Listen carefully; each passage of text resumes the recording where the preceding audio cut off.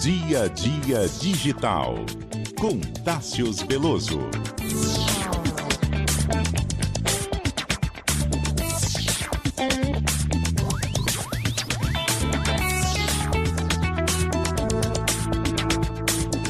Muito bom dia para você, Tássius Veloso. E aí, Milton, tudo bem? Bom dia para você, bom dia para Cássia, bom dia para os ouvintes. Bom dia, Tássius. Você participou nessa semana em São Paulo de um festival área de inovação, cultura, empreendedorismo e traz aqui dados sobre tentativa de fraudes. Imagino que sejam essas tentativas de fraudes digitais? Sem dúvida, Milton. A gente está falando do universo digital que tanto nos interessa. Tive no SP2B, que vai até amanhã, até sábado, aqui em São Paulo, ocupando vários espaços, inclusive do Parque do Ibirapuera. Uma ideia fantástica. Agora, quando a gente entra no assunto da segurança digital, um painel me chamou a atenção, porque ele falava sobre como proteger seu negócio dos crimes invisíveis, pensando principalmente nas pequenas e médias empresas, empresários, gerentes, gestores. Mas os números apresentados ali, eles dão um panorama do que é o Brasil em termos de cibersegurança. E tem um especial que é o nosso lead, né? Como se diz no jornalismo, a informação principal, um aumento de 1.082% nas tentativas de fraude sofisticada. 1.082% no ano passado, e uma previsão de aumento que é de, no mínimo, 150% para 2026. Essa fraude sofisticada, ou tentativa de fraude sofisticada, para usar o termo correto da indústria, o termo completo, a gente está falando, não é daquele tipo de ataque hacker, de ataque malicioso, em que ficam tentando descobrir a sua senha, combinando com vazamentos na internet. Não, é um negócio muito mais delicado. A gente está falando principalmente de deepfake, Milton e Cássia. Ou seja, existem hoje bancos, lojas, o varejo, que quando a pessoa está ali acessando o novo aplicativo, plataforma, ou tentando fazer uma transação, muitas vezes vocês já se depararam com isso, né? Tem que colocar ali o rostinho para liberar a ação que você está tentando fazer.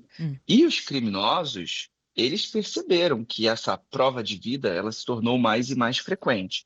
Tanto que começaram a desenvolver novos métodos para burlar essa ferramenta, esse mecanismo com o tal do deepfake, tentando simular o rosto, as características da pessoa, a fisionomia, para liberar ali, por exemplo, uma transação de um banco ou uma compra, né, uma encomenda, coisas assim. E aí esse número de 1.082% foi divulgado pela Único, que é uma empresa de identificação brasileira que está em escritórios em vários lugares pelo mundo.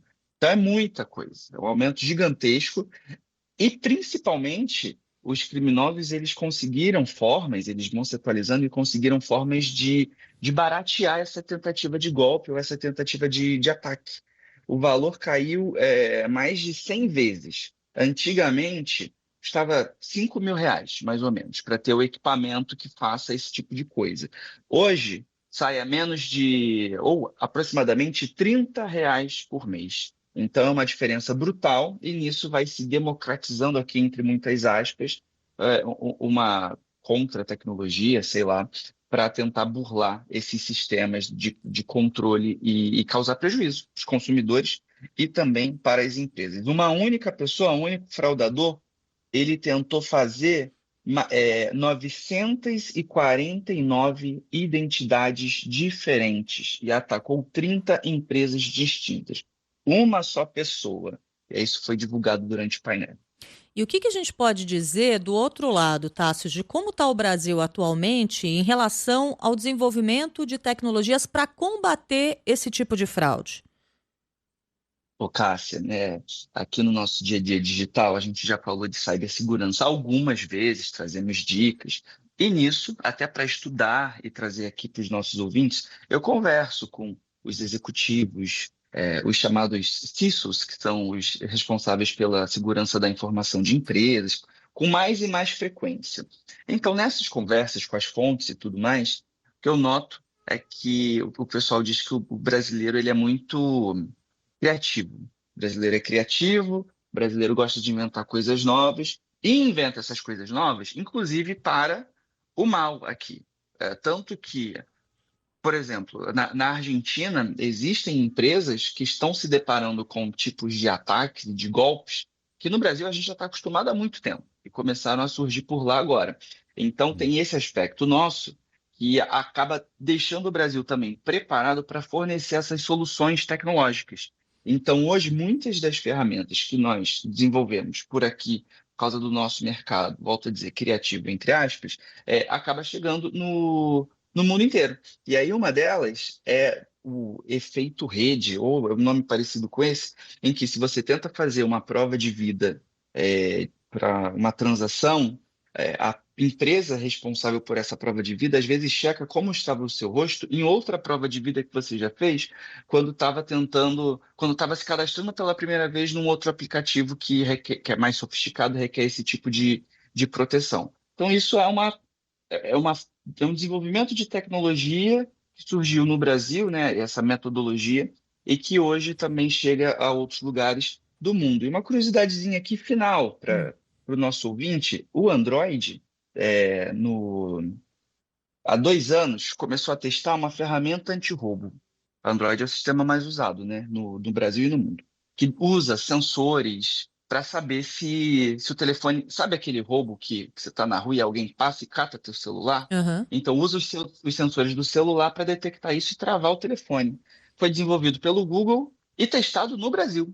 E depois implementado no mundo inteiro. Hoje em dia é uma função padrão, uma função nativa do sistema Android. Então é aquela velha briga de gato e rato, mas a gente segue acompanhando e trazendo aí esse cenário para o nosso ouvinte. E enquanto você conversava aqui, alguns ouvintes já faziam seus comentários. Um deles é do Juliano de Ávila. Juliano participou recentemente de um seminário sobre crimes cibernéticos. E aí ele traz aqui 2 siglas que descreve isso que você estava falando, que é Crime as a Service, né? KAS, e FAAS, ou FAAS, Fraud as a Service. E ele diz assim, Sim. Fraude virou business. É exatamente Com isso certeza, que você está Milton. nos trazendo aqui, mostrando o tipo de ataque que nós podemos sofrer. E o que chama a atenção é que quanto mais dados nós temos aí à disposição, maior é o risco que nós corremos também. Mais dados oferecemos para ter segurança, mais dados temos correndo risco, e por isso muita atenção. Obrigado pelos alertas de sempre. Um grande abraço para você, até mais. Sextou, até a Sextou, próxima. Tássios, até. Valeu.